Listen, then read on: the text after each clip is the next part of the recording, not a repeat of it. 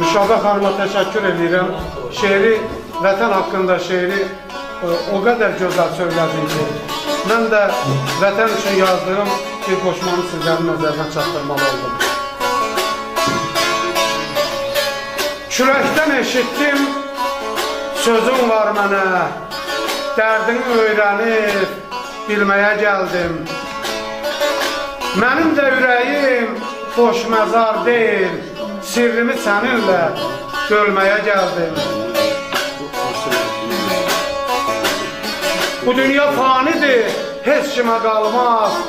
Şair fəryad edir, saçını yolmaz. Birdən sinəm üstə gül qoyan olmaz. Sinəmdən gülləri dərməyə gəldim.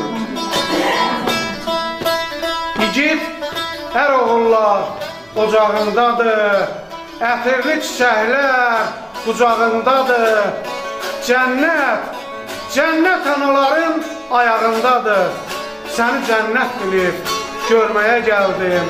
Səni cənnət bilib görməyə gəldim. Dünyadan əlini üzən yaxşıdır. Deyirlər geyməyə kəfən yaxşıdır.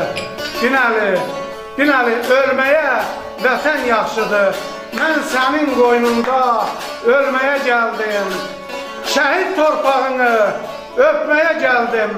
Mən sənin qoynunda ölməyə gəldim.